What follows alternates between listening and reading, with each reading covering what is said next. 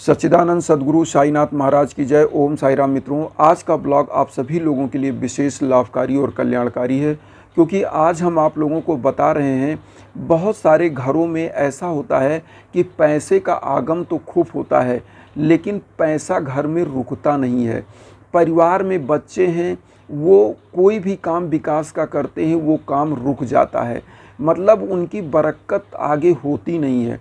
पति कोई काम करते हैं, वो चीज़ रुक जाता है। पत्नी कोई काम करती है, कोई बिजनेस करती हैं, ये चीज़ें उनकी व्यवधान आ जाता है, बाधाएं आ जाती हैं, बरकत होता नहीं है। जो पैसा आप कमा के रखे हैं कि इसको हम घर लेंगे, गाड़ी लेंगे, कुछ करेंगे, पता चला वो पैसा झगड़े में चला गया, वो पैसा मुकदमेबाजी में खर्च हो गया, वो पैसा रोग में खर्च हो गया, व्याधि में खर्च हो गया।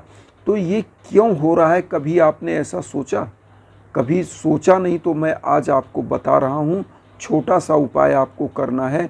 बृहस्पतिवार के दिन आप क्या करिए कि साईं बाबा के सम्मुख एक पूजा आपको क्या करना है, आपको लेना है एक जो है घी का दीपक और अगरबत्ती आप ले लीजिए और पीले फूल का माला ले लीजिएगा।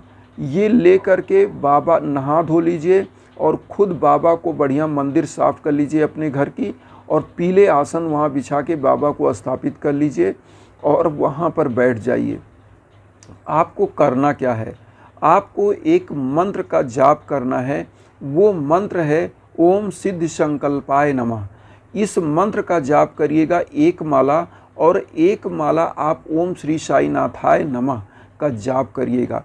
ये दो माला मंत्र आपको जाप करना रहेगा।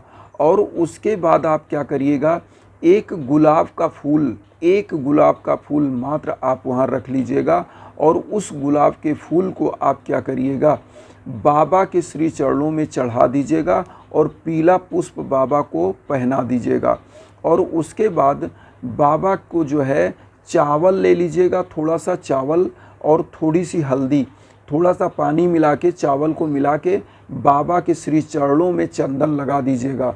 चंदन लगाने के बाद वही चंदन खुद लगा लीजिएगा, जो भी व्यक्ति पूजा कर रहा है। और उस घर में अगर पत्नी का बिजनेस चल रहा है, मान लीजिए ब्यूटी पार्लर है या कोई भी बिजनेस वो कर रही हैं, तो उनको क्या चाहिए, वो खुद लगाएं। अगर पति का कोई बिजनेस है, कोई नौकरी है, उनको प्रमोशन नहीं मिल रहा है या पैसे कमा रहे हैं, उनके टिक नहीं रहा है, घर में बरकत नहीं हो रही है, तो अपने पति को वही चंदन पूजा के बाद आप उनको लगा दीजिएगा।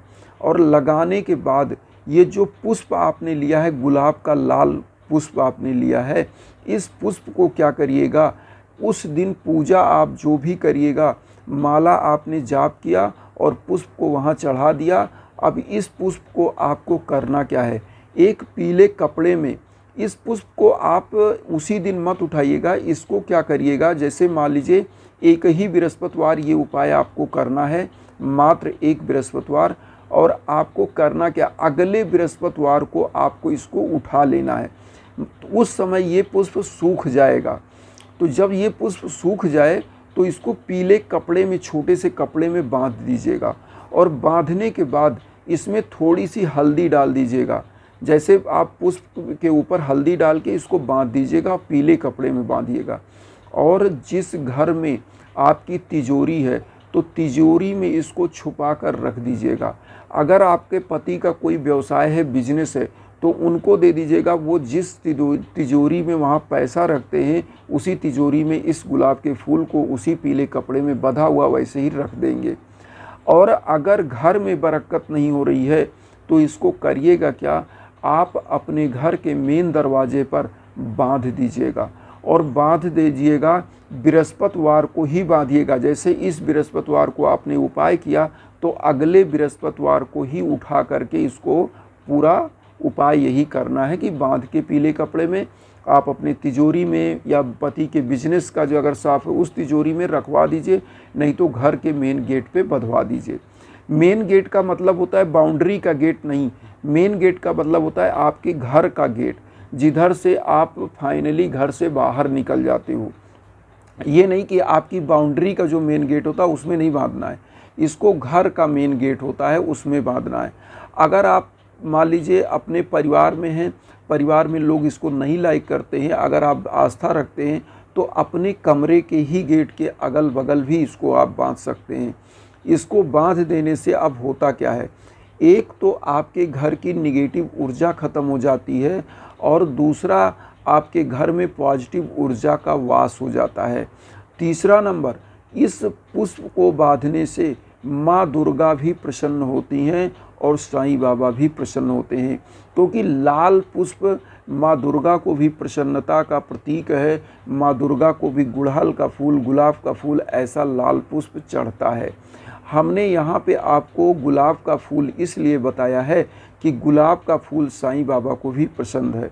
तो साईं बाबा जब प्रसन्न होते हैं, क्योंकि यहाँ गुरु का उपाय हम कर रहे हैं, और गुरु जब हमारे घर में निम्न स्थिति का हो जाता है तो हमारे घर में जानते हैं क्या क्या आती है, दरिद्रता आती है, निर्धनता आती है, बच्चों की सफलताएं बाधित होती हैं, पति का बिजनेस बाधित हो जाता है। क्योंकि जिस घर में गुरु का जो है क्या कहते हैं नीच स्थिति की हो जाती है, उस घर में होता क्या है कि पति का बिजनेस जो है वो डाउन होता है, बच्चों का कार्य जो है बाधित होता है, क्योंकि उस समय गुरु चांडाल योग बन जाता है। क्योंकि गुरु अगर नीच हो गया तो आपका मति भ्रम हो जाता है, मतलब आपका दिमाग क्या करें क्या ना करें सोच नहीं पाता है। ऐसे परिवारों में ये उपाय निश्चित करना चाहिए, और ये उपाय जो परिवार करता है उस परिवार में किसी भी प्रकार की कोई निर्धनता, कोई दरिद्रता, और जो धन आप लाते थे कमाकर, जो संचित नहीं हो पाता था, वो धन अपने आप संचित होता चला जाएगा। और देखिएगा कि दिन दूना रात चौगुना घर में वृद्धि होगी और घर का विकास अपने आप आगे बढ़ता जाएगा। यहाँ पर सबसे बड़ी चीज़ें क्या होती हैं कि हम लोग उपाय को आस्था के साथ नहीं करते, इसीलिए हमारा उपाय फलीभूत नहीं होता है। यहाँ सबसे चीज़ है, कोई भी उपाय करिए फुल फेथ के साथ, आस्था के साथ करिए, क्योंकि अगर आपकी आस्थाएं अच्छी हैं, आपका उसमें एक प्रकार का विश्वास है, तो एक पॉजिटिव ऊर्जा काम करती है। आप कभी सोचिए कि कोई चीज़ आप करने जाते हो एकदम कॉन्फिडेंस से करते हो तो वो चीज़ हो जाता है। कैसे? जैसे आपने देखा होगा कि छोटी सी बच्ची सर्कस पे आप देखे होंगे, पतली सी रस्सी में एक लाठी लेके चलती है। लाठी क्या है? उसका अवलंब है। तो हमारे साईं क्या है? वही लाठी है, जो वो बच्ची लाठी पकड़ के और पतली सी रस्सी पे ऐसे ऐसे करके वो चलती है। तो वो लाठी उसका अवलंब है, वो उसको इधर इधर गिरने नहीं देता, उसको बैलेंस करता है और उस पतली रस्सी पे।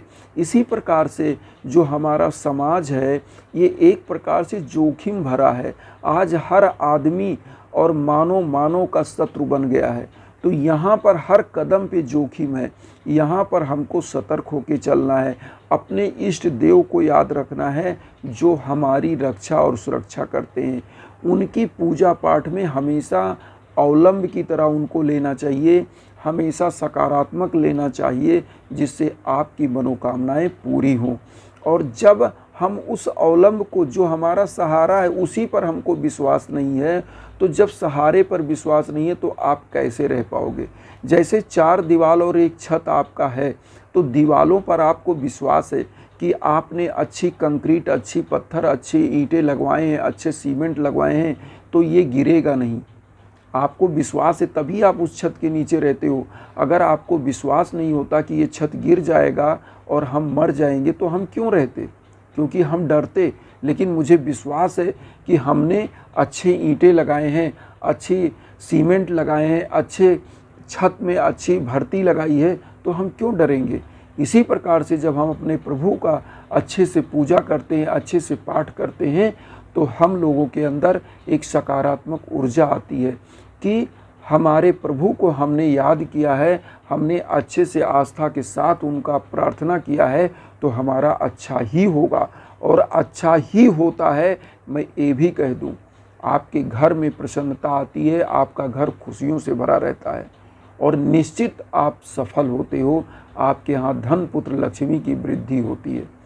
तो यही हम चाहते हैं कि हमारे यहाँ जो भी साईं भक्त हमारी इस वीडियो को देख रहे हैं वो चैनल से जुड़ें और जितने भी साईं भक्त तक ये आवाज़ पहुंच सके उनका भी कल्याण हो, जिससे आपको भी आशीर्वाद मिले, मुझे भी आशीर्वाद मिले और हम लोग वसुधैव कुटुंबकम की जो भावना लेकर चल रहे हैं उसी के साथ पूरे विश्व को हम परिवार बना सकें और उनका परिवार बन सकें, उसी के साथ हमारी सार्थकता होगी। इसी के साथ ओम साई राम।